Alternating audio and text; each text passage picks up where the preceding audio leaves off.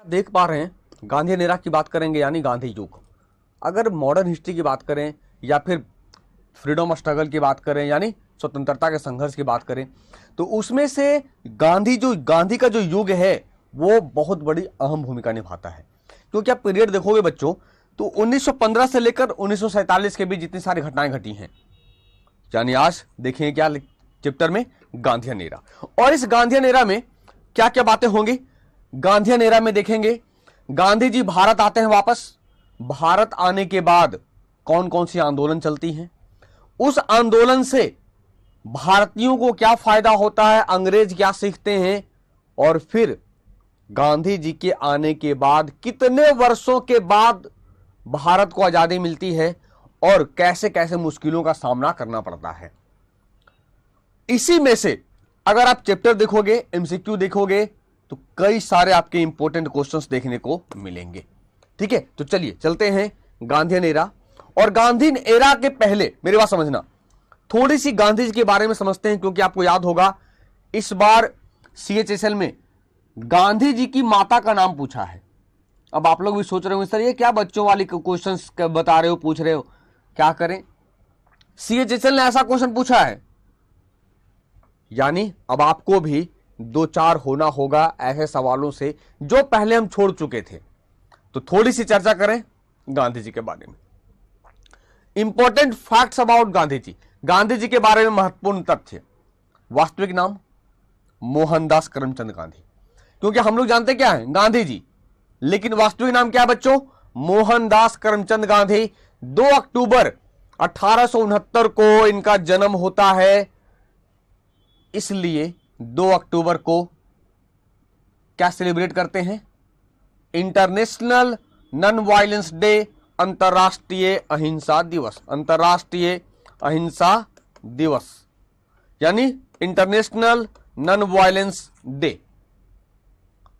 ठीक है, और 2 अक्टूबर 1869 को गांधी जी का जन्म कहां हुआ, पोरबंदर में। 2 अक्टूबर को एक और महान व्यक्तित्व का जन्म हुआ है। मैं चाहूंगा जितने बच्चे जुड़े हैं जरा कमेंट सेक्शन में बता दें कि 2 अक्टूबर को एक और महान व्यक्तित्व का जन्म हुआ है। किनका जन्म हुआ था 2 अक्टूबर को, किनका जन्म हुआ था 2 अक्टूबर को।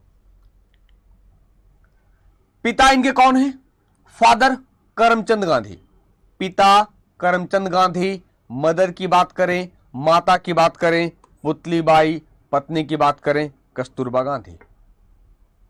यानी पिता इनके कौन है, करमचंद गांधी हैं, माता कौन है, पुतलीबाई, और पत्नी कौन है, कस्तूरबा गांधी, जिन्हें प्यार से गांधी जी बा कहते थे। शास्त्री जी, बहुत बड़े खुशबू जी, यानी लाल बहादुर शास्त्री जो भारत के प्रधानमंत्री रह चुके हैं, उनका जन्म भी 2 अक्टूबर को ही है। ठीक है, चलिए, तो पत्नी का नाम क्या था, कस्तूरबा गांधी, जिन्हें प्यार से गांधी जी क्या कहते थे, बा कहते थे। क्या कहते थे, बा कहते थे। गांधी जी के बारे में एक महत्वपूर्ण तथ्य की ओर एक कड़ी और जोड़ते हैं और देखते हैं पॉलिटिकल गुरु, पॉलिटिकल टीचर, राजनीतिक गुरु गोपाल कृष्ण गोखले, राजनीतिक गुरु गोपाल कृष्ण गोखले। और गोपाल कृष्ण गोखले के राजनीतिक गुरु कौन है, गोपाल कृष्ण गोखले के राजनीतिक गुरु की बात करें तो महादेव गोविंद रानाडे। महादेव गोविंद रानाडे ये किनके राजनीतिक गुरु थे, गोपाल कृष्ण गोखले के। गोपाल कृष्ण गोखले ने सर्वेंट्स इंडिया सोसाइटी की स्थापना की थी 1905 में। सर्वेंट्स ऑफ इंडिया सोसाइटी की स्थापना गोपाल कृष्ण गोखले ने की थी। प्राइवेट सेक्रेटरी, निजी सचिव कौन है इनके, महादेव देसाई। निजी सचिव की बात करें तो महादेव देसाई। जरा बताएं बच्चों, गोपाल कृष्ण गोखले ने भारतीय राष्ट्रीय कांग्रेस की अध्यक्षता कब और कहां की थी। चलिए, गोपाल कृष्ण गोखले ने भारतीय राष्ट्रीय कांग्रेस की अध्यक्षता कब और कहां, कब और कहां, वेन एंड वेयर, कब और कहां की थी, जरा कमेंट सेक्शन में बताएं।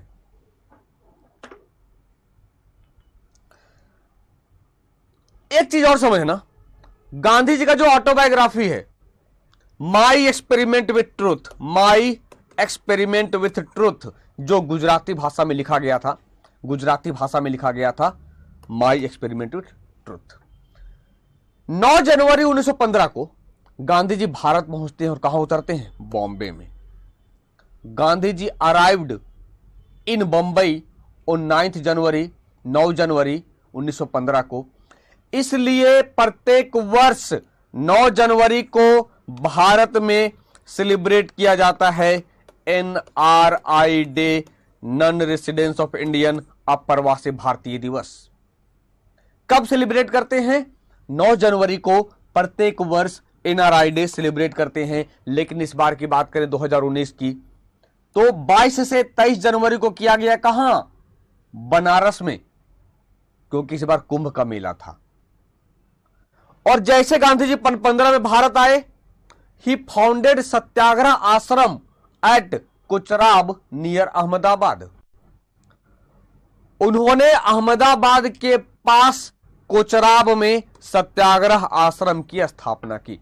खुशबू जी, मैंने गांधी के बारे में नहीं पूछा, मैंने पूछा गोपाल कृष्ण गोखले के बारे में, कि गोपाल कृष्ण गोखले ने कब अध्यक्षता की थी कांग्रेस की और कहां की थी। आपने दोनों जवाब गलत बताए, बेलगांव भी और 1985 भी। 1905 में बनारस में अध्यक्षता की थी। गांधी जी आए जरूर 15 में, लेकिन 2 वर्षों तक ये भारतीय राजनीति से दूर रहे, चीजों को समझा। इसके बाद फिर ये पार्टिसिपेट किए। जब 1916 में लखनऊ पैक्ट में गांधी जी शामिल हुए, वहीं पर मिलते हैं बिहार के किसान राजकुमार शुक्ल। और यही राजकुमार शुक्ल गांधी जी को इनवाइट करते हैं, आमंत्रित करते हैं कि आइए चंपारण पर बिहार में पहुंचिए और देखिए यहां पर इंडिगो प्लांटर जो किसानों की कितनी स्थिति खराब है, उन किसानों के निवारण करने के लिए। तब गांधी जी चंपारण पहुंचते हैं अप्रैल 1917 में। तो बच्चे, ये इंडिगो प्लांटर क्या था? नील की खेती करनी होती थी। जमीन के 3 भाग में नील की खेती करनी होगी, एक भाग में अनाज उपजाना होगा और आपको टैक्स भी देना होगा। इसे 3 कठिया पद्धति कहा जाता है। गांधी जी पहुंचे, वहां किसानों की स्थिति को देखे और पहली बार भारत में सत्याग्रह की शुरुआत कर दिए। जब क्वेश्चन आएगा कि भारत में पहली बार सत्याग्रह की शुरुआत कहां हुई? चंपारण। और अगर क्वेश्चन कह दे कि पहली बार गांधी जी का सत्याग्रह कहां हुआ, तब होगा साउथ अफ्रीका, जहां गोरे कालों को लेकर भेदभाव की गई थी। ठीक है। Champaran satyagraha was his first satyagraha in India. Champaran satyagraha Bharat में उनका पहला सत्याग्रह था, जिन्हें 3 कठिया पद्धति भी कहते हैं। चंपारण सत्याग्रह में जो नील की खेती को किया जाता था। ठीक है बच्चे, आ रही बात समझ में? चंपारण सत्याग्रह सफल रहा। इसके बाद एक अहमदाबाद मिल आंदोलन देखने को मिला। हुआ क्या था? अहमदाबाद में जो मिल आंदोलन है, हुआ क्यों? अहमदाबाद में प्लेग फैला था, जिससे वहां मिल में काम कर रहे मजदूरों की स्थिति खराब हो गई। तो मजदूरों की स्थिति को निवारने के लिए वहां के जो औद्योगिक मालिक कहें या मिल मालिक कहें, उसने बोनस देने का फैसला किया। फैसला तो हो गया, लेकिन बोनस मिला नहीं। इस बात को लेकर वहां के मजदूर, श्रमिक आंदोलन करने लगे। गांधी जी को जब पता चलता है, गांधी जी पहुंचते हैं और कहते हैं भैया ये तो सही बात है, किसान यहां के मजदूरों की स्थिति काफी खराब है, आपको बोनस देना पड़ेगा। तब मजदूरों के मालिक ने कहा कि भाई काम नहीं करोगे हम कोई पैसा नहीं देंगे। तब मजदूरों ने, हड़ताल पर बैठे ही थे मजदूर, अब बोले काम नहीं करोगे तो हम पैसा नहीं देंगे। मजदूरों के पास भूखों मरने की नौबत आ गई। तब गांधी जी कहते हैं कि अगर मजदूर हड़ताल पर हैं, भूखे हैं, तो मैं भी खाना नहीं खाऊंगा, मैं भी भोजन नहीं करूंगा। और यहीं पर देखने को मिलता है पहली बार भूख हड़ताल। क्वेश्चन क्या आएगा? गांधी जी पहली बार भूख हड़ताल, हंगर स्ट्राइक कहां किए? अहमदाबाद मिल आंदोलन। एकदम समझते चलना, अहमदाबाद मिल आंदोलन के दौरान पहली बार गांधी जी द्वारा एक हथियार के रूप में भूख हड़ताल का इस्तेमाल किया गया था। तो पहला चंपारण 1917 में, अहमदाबाद 1918 में, अहमदाबाद 1918 में। ठीक है, आ रही बात समझ में कि अहमदाबाद मिल आंदोलन के दौरान पहली बार गांधी जी द्वारा एक हथियार के रूप में भूख हड़ताल का इस्तेमाल किया गया था। ठीक है, आ रही बात समझ में? चलिए, बीच में अपनी प्रेजेंस बताते रहना सर, क्लियर है, समझ में आ गया? क्योंकि जितने लोग जुड़े हो तो कम से कम इससे क्या होगा, मुझे संतुष्टि मिलेगी, मुझे पता चल जाएगा कि बिल्कुल आपको समझ में आ रही बातें। इसके बाद खेड़ा सत्याग्रह 1918। यहां पर खेड़ा कहां है? यह गुजरात में है। मैं आपको पहले बता दूं, खेड़ा कहां है? गुजरात में है। और यहां काफी दिनों से बारिश नहीं हुई थी, अकाल की नौबत आ गई थी, लेकिन अंग्रेज किसानों से टैक्स चुंगी लेने से चूक नहीं रहे थे। उन्होंने कहा भैया आपको तो टैक्स देना पड़ेगा, आपको टैक्स देना पड़ेगा।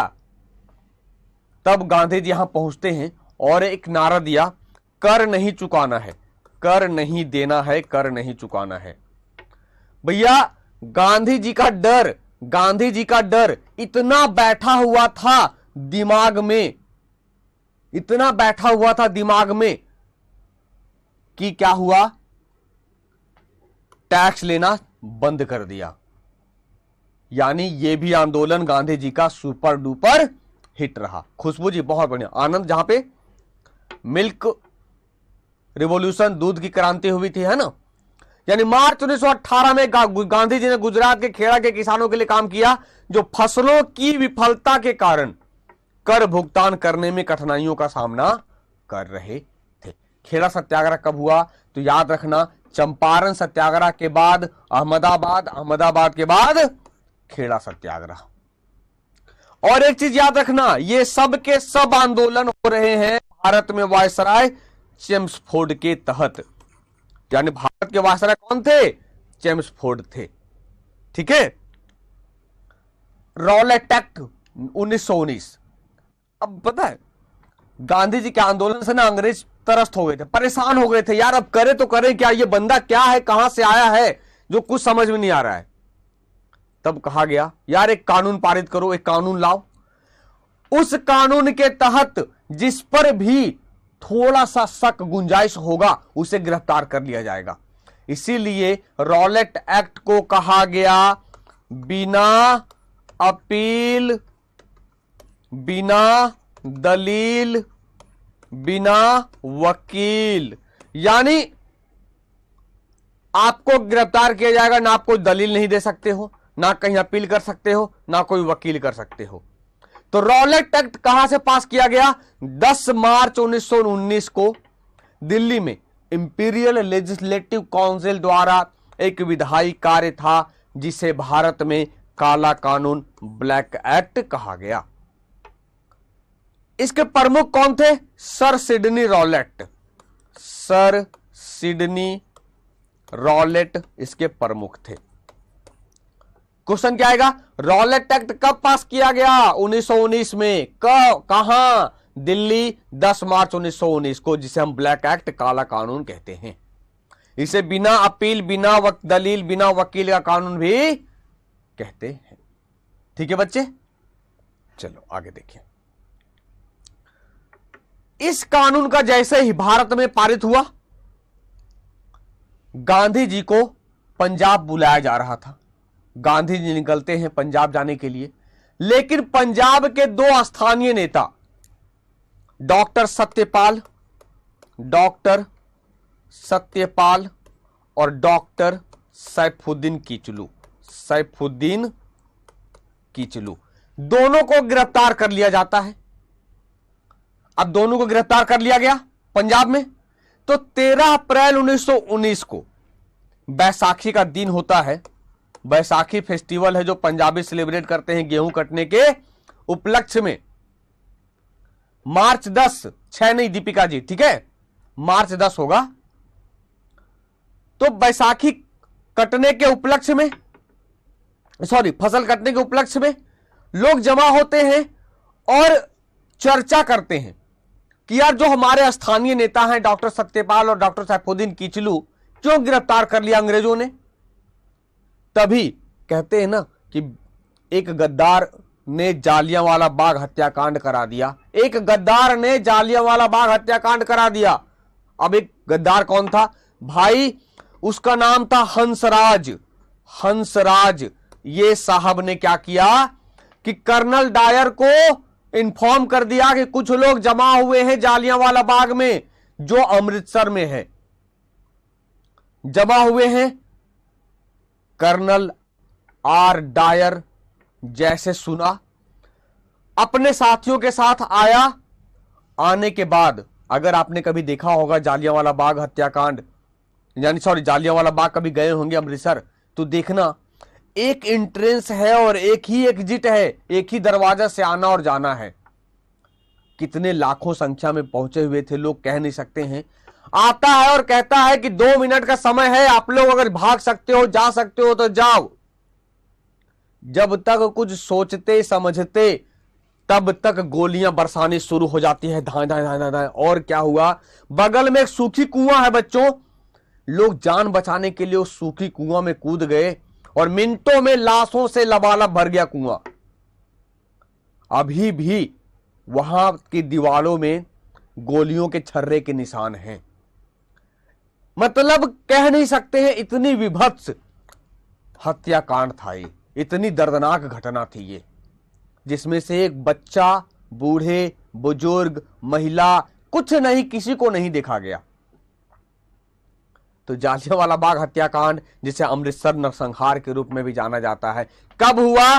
13 अप्रैल 1919 को हुआ।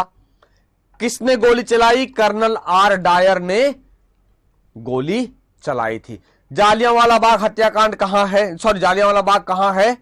ये अमृतसर में पड़ता है। एक पब्लिक प्रॉपर्टी थी ये, पब्लिक यानी पर्सनल प्रॉपर्टी थी लोगों की। और ये बाग जल्ली नामक व्यक्ति का था। जल्ली नामक व्यक्ति, पब्लिक ना कह दे, पर्सनल कह दे, जल्ली नामक व्यक्ति का था ये जालियांवाला बाग, ठीक है। चलिए, हंटर कमेटी, हंटर समिति। अब ये समझना, आपने घटना कर दी, जालियांवाला बाग हत्याकांड हो गया, तो उस घटना के बाद रविंद्रनाथ टैगोर ने सर की उपाधि या नाइटहुड की उपाधि वापस कर दी, नाइटहुड की उपाधि वापस कर दी। और एक कमेटी बनाई गई कांग्रेस के दबाव में, उस कमेटी का नाम रखा गया हंटर कमेटी। लॉर्ड हंटर इसके चेयरमैन बने और हंटर कमेटी ने रिपोर्ट दिया। इस समिति में 7 सदस्य थे, 4 ब्रिटिश, 3 भारतीय। समिति ने रिपोर्ट में कहा कि जनरल आर डायर ने एक बहुत बड़ी घटना घटने से बचा लिया, उसे सम्मानित किया जाए, और मात्र 379 पीपल मारे गए। सोचो, इतनी बड़ी घटना घटी, इतने लोग मारे जाएंगे। इस रिपोर्ट को अस्वीकार कर दिया भारतीयों ने, कांग्रेस ने कमेटी बनाई, नाम रखा तहकीकात कमेटी। और इस तहकीकात कमेटी के चेयरमैन बने मदन मोहन मालवीय। और ये रिपोर्ट देते हैं कि कम से कम 2000 लोग मारे गए। कितने लापता हो गए कह नहीं सकते हैं, क्योंकि कोई टिकट सिस्टम नहीं था, लोग स्वतः जमा हुए थे। क्वेश्चन क्या आएगा? हंटर कमेटी कब बनी? 1919। तहकीकात कमेटी कब बनी? 1919। तहकीकात कमेटी के चेयरमैन कौन थे? मदन मोहन मालवीय। हंटर कमेटी के चेयरमैन कौन थे? Lord Hunter, Lord William Hunter. ठीक है बच्चों, क्यों बनी थी कमेटी यह क्लियर हो गया, जालियांवाला बाग हत्याकांड को जांचने के लिए। इसी बीच खिलाफत मूवमेंट देखने को मिलता है 1919 में। खिलाफत मूवमेंट क्या है कि यहां पर फर्स्ट वर्ल्ड वार चल रहा था। फर्स्ट वर्ल्ड वार चल रहा था, एक तरफ तुर्की था और एक तरफ इंग्लैंड था।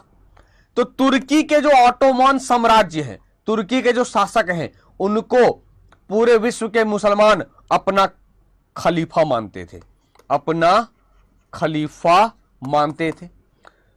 ठीक है, अपना खलीफा मानते थे। तो फर्स्ट वर्ल्ड वॉर में गांधी जी ने कहा अंग्रेजों का समर्थन करना पड़ेगा, क्योंकि अंग्रेज अगर हार गए तो फिर दूसरे शक्ति भारत में आ जाएंगे। इसीलिए गांधी जी को भर्ती करने वाला सार्जेंट भी कहा गया था। तब क्या होता है, मुसलमान कहते हैं भैया हम क्यों समर्थन करेंगे अंग्रेजों का, ये तो हमारे खलीफा को उतारने पर तुला है। तब अंग्रेज कहता है ठीक है आप हमारी मदद करिए, मैं ऑटोमन साम्राज्य को, तुर्की को गद्दी से नहीं हटाऊंगा। भारत के मुसलमानों ने मदद कर दी, लेकिन अंग्रेज अपने बात से मुकर गए। तो वही खलीफा से ही निकल कर आया है खिलाफत आंदोलन, जो शुरुआत की गई 1919 में। ठीक है बच्चों, शुरुआत की गई 1919 में। अब इसको लीड किसने किया, शुरुआत किसने की भारत में? अली ब्रदर्स ने, अली बंधु ने। दो भाई थे, Mohammad Ali, Shaukat Ali launched an anti British movement in 1920 as Khilafat movement. Mohammad Ali और शौकत अली ने 1920 में खिलाफत आंदोलन के रूप में एक ब्रिटिश विरोधी आंदोलन शुरू किया। ब्रिटिश विरोधी आंदोलन शुरू किया। क्वेश्चन क्या आएगा, खिलाफत आंदोलन क्यों शुरू हुआ था? मैंने बता दिया। खिलाफत आंदोलन की शुरुआत किसने की? मोहम्मद अली और शौकत अली ने। और एक मीटिंग हुई, उस मीटिंग की अध्यक्षता गांधी जी ने ही की थी, गांधी जी ने ही की थी। यहीं पर भारत में शुरू हो जाता है नॉन कोऑपरेशन मूवमेंट, असहयोग आंदोलन। यानी हम अंग्रेजों का सहयोग नहीं करेंगे। जितने टीचर हैं वो पढ़ाना छोड़ दें, जितने वकील हैं वो वकालत छोड़ दें, जितने बच्चे हैं वो इंग्लिश स्कूल जाना छोड़ दें। यानी हम सहयोग करेंगे नहीं, अंग्रेज अपना काम खुद करे या अपने अधिकारी लाओ। अब सोचो, भारत में शासन करना है, अगर भारतीय मदद नहीं करेंगे तो कितना आप लेकर आओगे अधिकारी लंदन से? बात को समझ रहे हो? शुरुआत किसने किया? गांधी जी। और ये आंदोलन की खूबी क्या थी कि ये मास मूवमेंट था, यानी पूरे भारत पर, पूरे भारतीय स्तर पर आंदोलन शुरुआत होने वाला ये पहला। क्योंकि चंपारण के लिए हुआ था, खेड़ा के लिए हुआ था, अहमदाबाद के लिए हुआ था, लेकिन असहयोग आंदोलन पूरे भारत में देखा गया। इसकी शुरुआत की गई 1 अगस्त 1920 से। 1 अगस्त 1920 से इसकी शुरुआत मानी जाती है। जब क्वेश्चन आएगा कि असहयोग आंदोलन की शुरुआत कब हुई, 1 अगस्त 1920 को। किसने किया? भैया गांधी जी ने किया। किसने किया? गांधी जी ने किया। सितंबर 1920 में कलकत्ता में एक विशेष सत्र में कांग्रेस ने असहयोग आंदोलन शुरू करने की सहमति दी। अब समझना, यहां पर पॉइंट समझने वाली बात क्या है। मैंने कहा अगस्त में शुरुआत हो गई, लेकिन सहमति व्यक्त होती है सितंबर में, तो भैया अगस्त में पहले क्यों शुरू हो गया? इसलिए शुरू हुआ 1 अगस्त 1920 को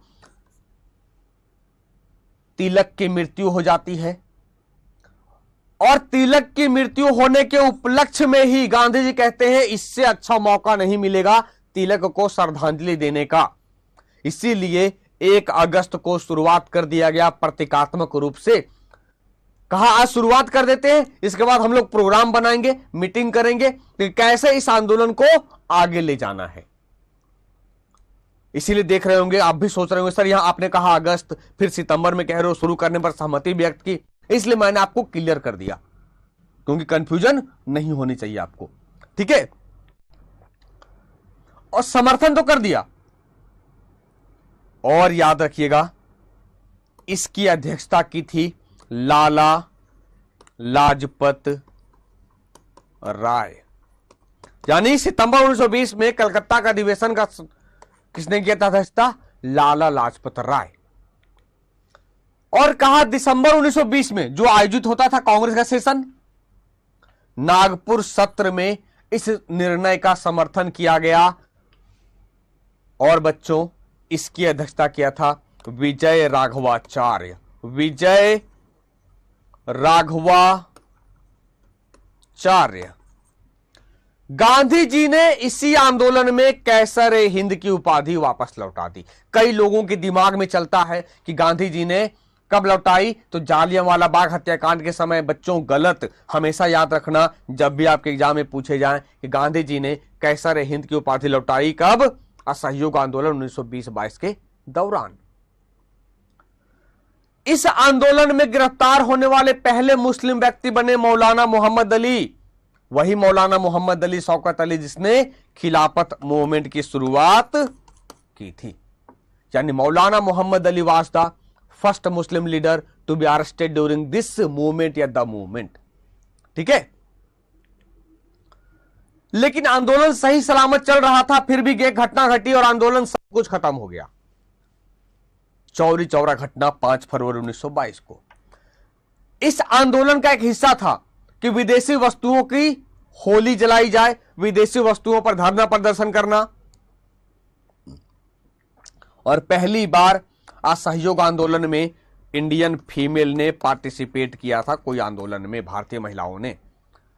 तो चौरी चौरा जो गोरखपुर उत्तर प्रदेश में है, शराब की दुकान पर धरना देने के लिए 2000 लोगों की भीड़ जमा हुई। इस भीड़ को भगाने के लिए पुलिस गोलीबारी करती है, जिसमें से 3 लोग मारे गए। अब 3 लोग मारे गए, वहां की जनता गुस्सा हो गई। आनन फानन में वहां पर एक पुलिस चौकी थी, उस पुलिस चौकी को आग लगा दिया गया, जिसमें से 23 लोग, 25 लोग, 29 लोग, अलग अलग किताबों में अलग अलग जानकारियां मिलती है, कभी आपके पूछे नहीं जाएंगे कितने लोग मरे हैं। लेकिन पुलिस चौकी में आग लगा दिया गया, जिसमें से जितने पुलिसकर्मी थे सब के सब जिंदा जल गए। गांधी जी ने आंदोलन शुरू किया था, अहिंसा रूप से बदल गया एक इसमें हिंसा में। इसीलिए गांधी जी ने 12 फरवरी 1922 को असहयोग आंदोलन को वापस लेने का फैसला किया। क्वेश्चन आएगा, चौरी चौरी घटना कब हुई? 5 फरवरी 1922 को। असहयोग आंदोलन वापस कब लिया गया? 12 फरवरी 1922 को। याद रखना। स्वराज पार्टी, अब इस घटना के लिए जिम्मेदार माना गया गांधी जी को, और 10 मार्च 1922 को गांधी जी को गिरफ्तार कर लिया गया 6 सालों के लिए। लेकिन फिर गांधी जी की सेहत अच्छी नहीं थी, इस कारण से इन्हें 2 वर्षों में ही छोड़ दिया गया। स्वराज पार्टी की स्थापना होती है 1 जनवरी 1923 को, कांग्रेस खिलाफत स्वराज पार्टी के नाम से। इनका एम था इलेक्शन में पार्टिसिपेट करना, जो चुनाव होता है भारत में उसमें हम भाग लेंगे और अंग्रेजों को इंडियन के विरुद्ध कानून बनाने से रोकेंगे। किसने किया स्थापना? चित्तरंजन दास और मोतीलाल नेहरू दोनों ने स्थापना किया। यानी कह दें चित्तरंजन दास स्वराज पार्टी के अध्यक्ष बने और मोतीलाल नेहरू इसके सचिव बने, मोतीलाल नेहरू इसके सेक्रेटरी बने। ठीक है बच्चों, इसी बीच भारत में साइमन कमीशन आता है। साइमन कमीशन क्यों आता है?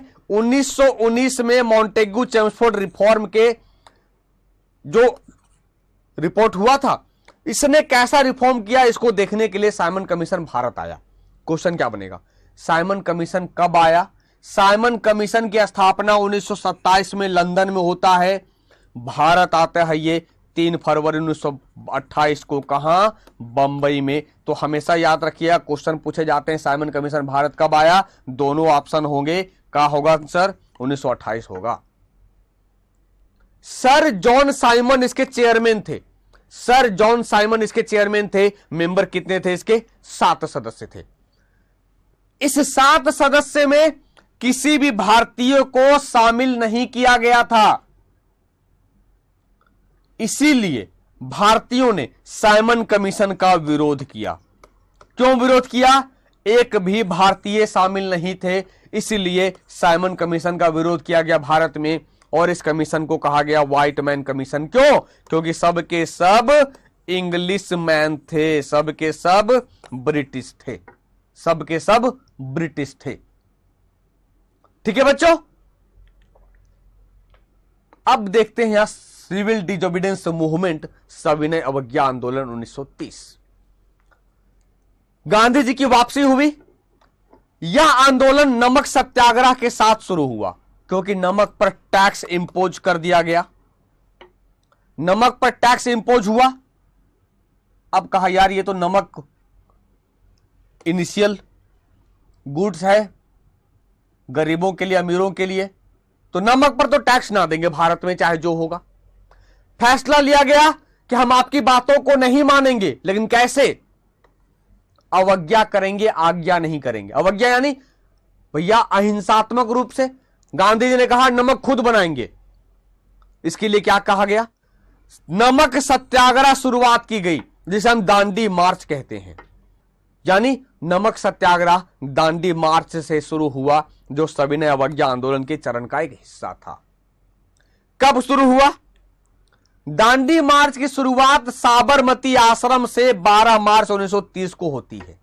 यानी साबरमती से दांडी एक यात्रा चलता है, पैदल यात्रा।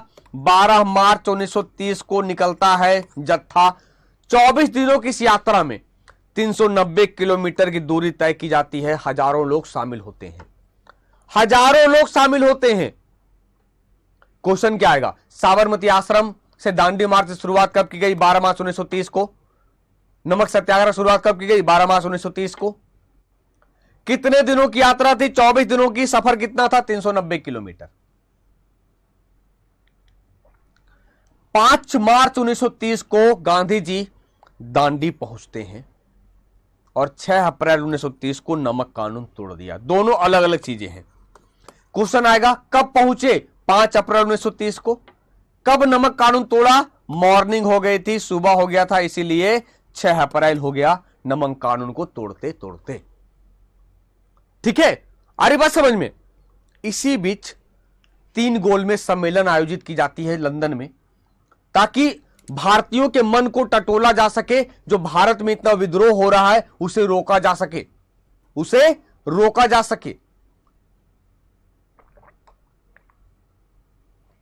क्योंकि भारत में विद्रोह क्यों हो रहा था? भाई हम अपना अधिकार मांग रहे थे, मुझे अपना अधिकार चाहिए था। इसी बात को लेके गोलमेज सम्मेलन आयोजित किया गया। गोलमेज सम्मेलन नाम क्यों पड़ा? क्योंकि एक गोल मेज होता था, इसी के बीच चारों लोग सब लोग बैठते थे, इसीलिए नाम रखा गया गोलमेज सम्मेलन। 1930 से 32 के बीच 3 गोलमेज सम्मेलन हुए। यह नवंबर 1930 में शुरू होकर 1932 में समाप्त होता है। अब इसकी मुख्य मुख्य बातें क्या है वो देखते हैं।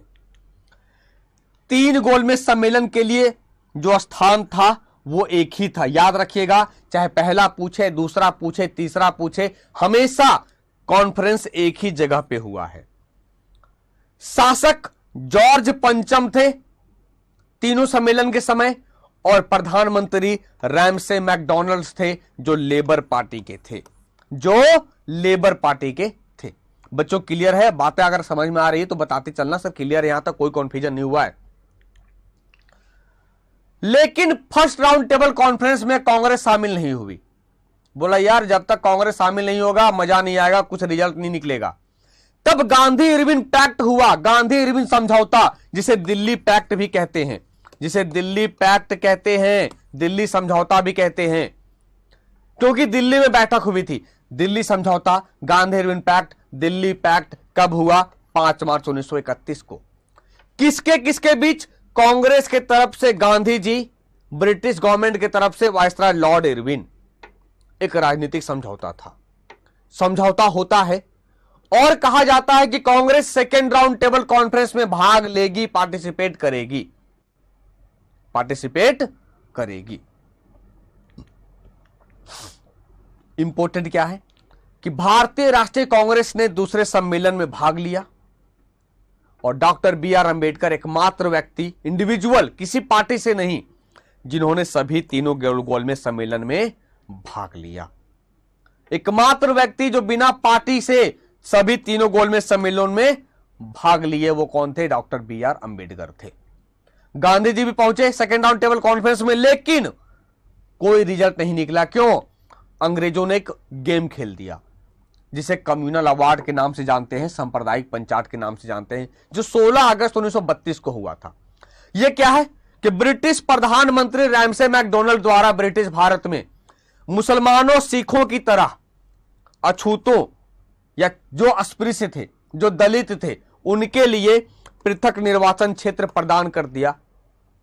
इसी बात को लेकर गांधी जी भारत में भूख हड़ताल पर बैठ गए। क्वेश्चन आएगा, गांधी जी ने पहली बार भूख हड़ताल अहमदाबाद, सबसे ज्यादा भूख हड़ताल किसके विरुद्ध? कम्युनल अवार्ड के विरुद्ध, सांप्रदायिक पंचाट के विरुद्ध, सांप्रदायिक पंचाट के विरुद्ध। तो गांधी जी हड़ताल पर बैठे, भूख हड़ताल पे। उधर अंबेडकर साहब जीत पर अड़ गए, हमें चाहिए ही चाहिए। तब पूना पैक्ट, पूना समझौता कराया गया गांधी जी और अंबेडकर के बीच में। पूना पैक्ट कब हुआ? 24 सितंबर 1932 को। कहां हुआ? तो पूना पैक्ट हुआ पुणे के सेंट्रल यरवदा जेल में। किसके किसके बीच हुआ? अंबेडकर और गांधी जी के बीच में। किसके मदद से? मदन मोहन मालवीय, मोतीलाल नेहरू, राजेंद्र प्रसाद के सहयोग से। ठीक है बच्चों। इसी बीच सेकेंड वर्ल्ड वार शुरू हो जाता है भारत में, सॉरी पूरे वर्ल्ड में। भारत क्या, भारत भी उसका भाग था। वर्ल्ड वार शुरू हो जाता है 1939 में। तो भारतीय कहते हैं भैया अब हम मदद नहीं करेंगे, पहले युद्ध में तो मैंने मदद कर दिया, दूसरा युद्ध में मदद करना ही नहीं है। तब अंग्रेज एक जाल फेंकते हैं, एक ऑफर देते हैं, एक प्रस्ताव देते हैं कि आप मुझे मदद करिए, हम आपकी बातों को मानेंगे। इसे हम अगस्त ऑफर कहते हैं। कब पारित हुआ? 8 अगस्त 1940 को। वायसराय लॉर्ड लिथगो ने द्वितीय विश्व युद्ध के दौरान अपने सहयोग को सुरक्षित करने हेतु कांग्रेस को एक प्रस्ताव पेश किया, जिसे लोकप्रिय रूप से अगस्त ऑफर के नाम से जाना जाता है। इस ऑफर को भारतीय राष्ट्रीय कांग्रेस और मुस्लिम लीग दोनों ने ठुकरा दिया, दोनों ने ठुकरा दिया और व्यक्तिगत सत्याग्रह करने के पर तुल गए। बोला भैया हमें तो चाहिए ही चाहिए, हमें चाहिए, क्या चाहिए? हमें पूर्ण स्वराज चाहिए, पूर्ण स्वराज चाहिए, उत्तरदायी शासन चाहिए, उत्तरदायी शासन चाहिए। यानी उत्तरदायी शासन क्या है? कि आप सरकार बनाते हो, हमें पार्टिसिपेट करिए, कराइए हमें, हम भी जो रूल रेगुलेशन बनता है भारत के लिए हम भी जिम्मेदार बनेंगे। तो सेकेंड वर्ल्ड वार में पार्टिसिपेट नहीं करना है और व्यक्तिगत सत्याग्रह शुरुआत किया गया 17 अक्टूबर 1940 को। क्वेश्चन क्या आएगा? एकदम क्वेश्चन के भाव से समझना। व्यक्तिगत सत्याग्रह कब शुरू हुई? 17 अक्टूबर 1940 को। कहां शुरू हुआ? पवनार, महाराष्ट्र में। किसने शुरू किया? विनोबा भावे पहले सत्याग्रही बने इसको शुरुआत करने वाले। दूसरे सत्याग्रही जे.एल. नेहरू बने। तीसरे ब्रह्मदत्त बने, ब्रह्मदत्त बने। ठीक है। इसी बीच क्रिप्स मिशन भेजा गया कि भैया भारत जब तक मदद नहीं करेगा सेकेंड वर्ल्ड वार में स्थिति बहुत बुरी हो जाएगी।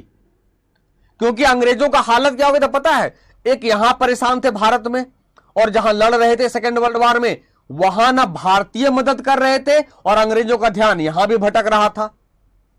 तब भारतीयों को बहलाने फुसलाने के लिए क्रिप्स मिशन भेजा गया 23 मार्च 1942 को, 23 मार्च 1942 को। काम क्या था इस मिशन का? कि द्वितीय विश्व युद्ध में उनके प्रयासों के लिए पूर्ण भारतीय सहयोग और समर्थन को सुरक्षित करने का एक प्रयास। यह भी मिशन फेल रहा। कहा क्या पता है मिशन कहता क्या है? कि हम भारत को जरूर आजाद करेंगे, भारत के बारे में सुनेंगे, लेकिन पहले आप सेकेंड वर्ल्ड वार में मेरी मदद करो। मेरी बात समझना, सेकेंड वर्ल्ड वार में मेरी मदद करो। इसी बीच पता है गांधी जी क्या कहते हैं?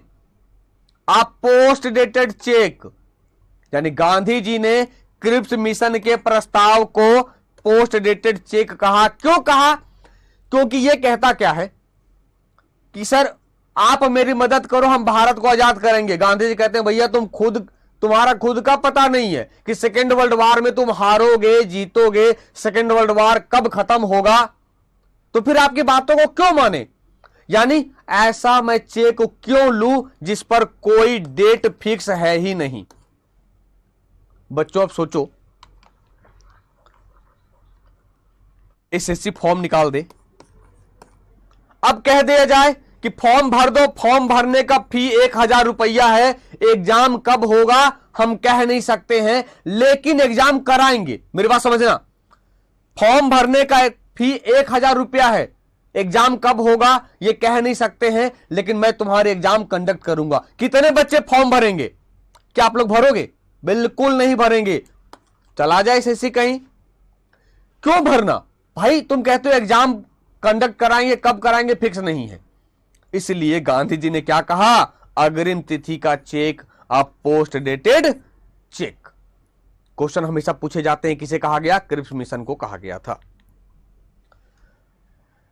तब भारत में गांधी जी ने अपना अंतिम दांव खेल दिया, भारत छोड़ो आंदोलन 1942। On 9 August 1942 Gandhi ji started the quit India movement. 8 अगस्त 1942 को बंबई के ग्वालियर टैंक में, एक मैदान है ग्वालियर टैंक नाम का, वर्धा, वहां पर भारत छोड़ो आंदोलन प्रस्ताव पेश किया गया। प्रस्ताव पास हुआ और कहा गया आंदोलन 9 अगस्त 1942 को शुरू होगा। जब भी एग्जाम में पूछे जाएंगे हमेशा 9 अगस्त 1942 लगाकर आना। गांधी जी ने इस आंदोलन में एक नारा दिया, करो या मरो। 9 अगस्त 1942 को के अर्ली मॉर्निंग में सभी को गिरफ्तार कर लिया गया। तब एक गुप्त रेडियो की शुरुआत की गई। गुप्त रेडियो की शुरुआत की गई। किसने किया? ऊषा मेहता ने किया गुप्त रेडियो की शुरुआत। और इस रेडियो पर लगातार बोलने वाले व्यक्ति थे राम मनोहर लोहिया। राम मनोहर लोहिया, जो जनता को नेतृत्व कर रहे थे छुपकर। ठीक है। वायसराय कौन थे? Lord Lithgow.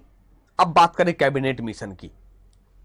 24 मार्च 1946 को भारत में कैबिनेट मिशन के आगमन होता है, क्योंकि सेकेंड वर्ल्ड वॉर में अंग्रेज की स्थिति खराब थी।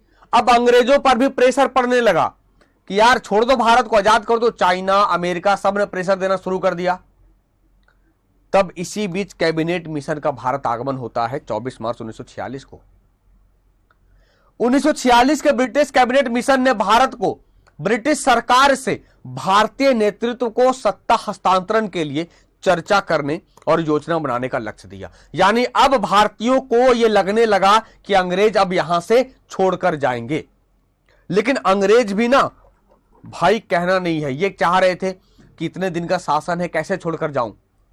तब इसी मिशन के सिफारिश पर भारत में संविधान सभा का निर्माण होता है। वही संविधान सभा जिस संविधान सभा ने भारत के संविधान का निर्माण कर दिया। कैबिनेट मिशन के सदस्य कौन कौन थे? ये कई बार एग्जाम में पूछे गए हैं। Sir Pethick Lawrence, Stafford Cripps और AB Alexander. Sir Pethick Lawrence, Stafford Cripps और एबी अलेक्जेंडर। ठीक है बच्चों, आई बात समझ में? तब जब इटली की घोषणा हो गई 20 फरवरी 1947 को, प्रधानमंत्री क्लीमेंट एटली ने 20 फरवरी 1947 को हाउस ऑफ कॉमन्स में घोषणा किया कि 30 जून 1948 से पहले भारत को पूर्ण स्वतंत्रता प्रदान कर दी जाएगी। तो लेकिन भारत आजाद हो गया 47 में। क्यों? क्योंकि भारत में हिंदू और मुसलमानों के बीच बहुत जबरदस्त लड़ाई छिड़ गई थी, युद्ध छिड़ गया था। मुसलमान जो मुस्लिम लीग था, पाकिस्तान चाह रहा था और इसी बात को लेकर विवाद था। तब इसी इटली ने घोषणा किया कि भारत में वायसराय चेंज होंगे, लॉर्ड वेवेल की जगह लॉर्ड माउंटबेटन बनाए जाएंगे। और माउंटबेटन ने सिफारिश किया कि भैया आपको भारत को आजाद कर दो, अब कोई उपाय नहीं है, आजाद तभी करना जब हिंदुस्तान के 2 टुकड़े कर दिए जाए। 2 टुकड़े कर दिए जाए, यानी माउंटबेटन योजना, जिसे हम 3 जून प्लान भी कहते हैं। क्यों 3 जून प्लान कहेंगे? क्योंकि यह अंग्रेजों द्वारा घोषित भारतीयों के लिए अंतिम प्लान था। यानी a declaration of the government of Britain on 3 June 1947 that provided for India should be divided into 2 states. यानी 3 जून 1947 को ब्रिटेन की सरकार द्वारा घोषणा किया गया कि भारत को 2 राज्यों में विभाजित किया जाना चाहिए और उसे प्रभुत्व का भी अधिकार सौंपना चाहिए। प्रभुत्व यानी वहां की जनता ही तय करे कि वहां के सरकार कैसे होंगे। आई बात समझ में? और इसके घोषणा को इसके घोषणा को ब्रिटेन के महाराज जॉर्ज 6 की भी अनुमति मिल गई और भारत 15 अगस्त को आजाद हुआ। उसके पहले पाकिस्तान का भैया हमारी बातें सुनो, कहा ठीक है यार तुम पहले आजाद हो जाओ, तब 14 अगस्त को पाकिस्तान आजाद हो गया। और इस योजना के अनुसार भारत को 2 राज्यों हिंदुस्तान और पाकिस्तान में बांटा गया। भारत के लिए माउंटबेटन पहले स्वतंत्रता के बाद गवर्नर जनरल बने, पाकिस्तान के लिए मोहम्मद अली जिन्ना गवर्नर जनरल बनते हैं। क्लियर है? तो बच्चे ये था गांधीयन एरा, गांधी जी के आने के बाद भूमिका क्या रही, कैसे आजादी चला, कैसे क्या हुआ। उम्मीद करते हैं एक लेक्चर में मैंने समराइज करके आपको अच्छे तरीके से समझा पाया। अगर कॉन्सेप्ट समझ में आया होगा, बातें समझ में आई होगी तो व्हाट्सएप नंबर है, मैसेज करना। कोई प्रॉब्लम होगा तो पूछना। फिर नेक्स्ट लेक्चर में जब मिलेंगे तब देखेंगे गवर्नर जनरल एंड वायसराय से कैसे कैसे क्वेश्चंस आपके बनेंगे। ठीक है, चलिए तब तक के लिए अपना और अपनों का ध्यान रखें। धन्यवाद।